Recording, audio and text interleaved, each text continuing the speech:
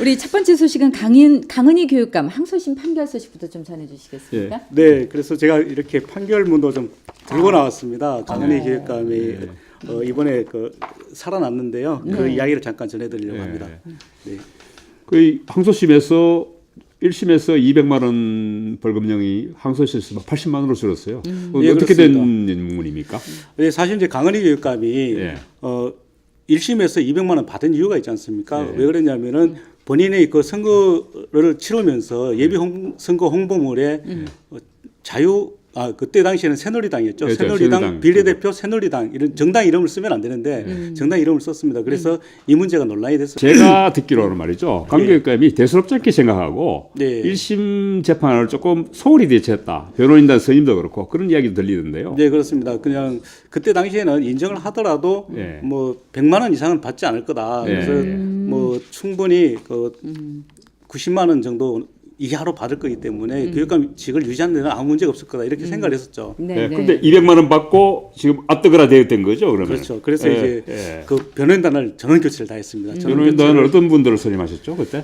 그때 그 변호인단을 선임을 했는 사람들이 이제 그 임재화 그 법무부인 반석의 대표 변호사 그리고 이기광 최기주 변호사 이분들은 법무법인 중원 변호사였고요. 김경철 변호사 이렇게 네 명이 이분들 전직이 화려하다면서요? 그렇습니다. 그 우선 이기광 변호사 같은 경우는 대구에서 26년 동안 판사 생활을 했습니다. 그리고 이제 2016년도에 울산지방법원장을 하고 2018년 2월달에 퇴임한 이후에 이제 3월 달부터 변호사를 시작을 했고요. 그다음에 임재화 변호사는 대구지방검찰청 검사로 이제 시작을 했습니다. 그렇게 해서 2004년도에 변호사로 개업을 했다가 2006년부터 대구지방법원에 또 판사를 또 했어요. 변호사를 하다가 판사를 하다가 그리고 다시 2013년도에 그 대구 고등법원 판사를 마지막으로 이제 변호사를 시작을 그런데 했습니다. 그 변호사 좀 바꿨다고 해서 판결이 이렇게 확 달라질 수 있습니까? 아, 그러게요. 그래서 재밌는 게 이번에 그 항소심에서 그 대표 변호사가 김연호 판사였는데요. 김연호 판사하고 같이 사법고시 합격한 변호사가 있습니다.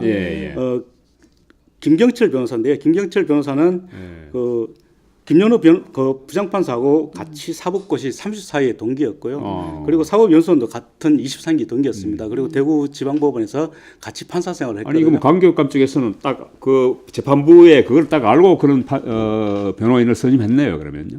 물론 이제 충분히 그걸 감안을 해서 했는데 그래서 이제 혹자들은 이제 정관예우가 아니냐 이렇게 얘기를 합니다. 그런데 저는 이제 그렇게 말씀을 못 드리는 게 그 이야기는 뭐 독자들이 판단을 하셔야 되겠죠.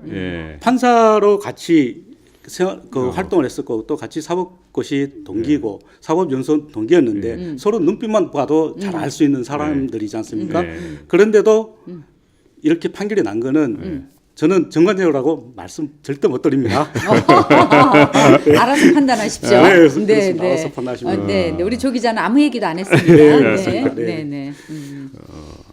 그런데 뭐 지금 그 검찰은 지금 가만히 있습니까? 어떻습니까? 뭐 이런 상황에서? 이제 검찰이 이제 상고를 해야 되지 않습니까? 이제 검찰이 사실 좀 불만이 좀 있습니다. 상고를 해야 되는데 상고를 전혀 못하게 만들었습니다. 아, 검찰이 그럼 상고를 안 했습니까? 상고를 못합니다. 왜냐하면은 이유가 뭔가요, 그게? 이유가 있습니다. 그 강은희 교육감이 이제 변호인단을 새로 꾸리면서 이제 그 여러 가지 이유를 들었어요. 이제 그 법리상 문제가 있다. 또 양형이 너무 무겁다. 이런 이야기들을 했는데 사실 법을 어긴 거는 맞지 않습니까? 법을 어긴 건 100% 맞는데 판사도 인정을 했습니다. 법을 어긴 거는 맞다. 그럼에도 불구하고 그 2등을 했는 그 김차일 교수죠. 김차일 후보하고 약 3만 표 차이가 났는데 2.6% 정도 차이 났습니다. 그럼에도 불구하고 3만 표라는 게 아주 큰 차이를 보였고 그래서 교육감직을 유지하는 데는 전혀 문제가 없다. 그렇기 때문에 그 200만 원은 너무 과하기 때문에 80만 원으로 한다 이렇게 했습니다. 근데 검사가 상고를 할 수 있는 이유가 하려면은 법리상의 문제가 있어야 그 상고를 할 수 있습니다. 근데 검사가 그 기소한 부분은 다 재판부에서 수용했다는 거죠. 그렇죠. 다 수용을 해버렸기 때문에 단지 양형만 줄였다는 줄여버리니까 검사의 손과 발을 다 잘라버린 거죠, 사실은. 그래서 아주 훌륭한 재판부네요. 그렇죠. 그래서 더 이상 네. 어떻게 네. 할 수가 없는 거죠. 일단 네. 그래서 이제 그 강은희 교육감이 나오면서 활짝 웃었고 그 자리에 왔던 강은희 교육감을 지지하는 분들도 박수를 치면서 막 환호를 했습니다. 아니 그리고 강은희 교육감이 만약에 재판에 졌으면 교육감직 상실만이 아니고 실제 그 선관위로부터 그 돌려받은 법정 선거 비용까지도 그게 뭐 한 8억 9천 정도 돌려받았다 그랬나요? 예, 그렇습니다. 그것까지 다 이 토해내야 될 상황인데 그렇죠. 그것도 지금 안 했으면 변호인 다 줘도 뭐 되겠네 그것만. 그럼요. 예, 그 돈을 다 주더라도 본인이 그 손해볼 게 없을 아니, 그건 정도니까. 본인들이 알아서 합니다. 그거는 뭐 알아서 하겠죠. 네, 네. 다음 소식으로 좀 넘어갔으면 좋겠어요.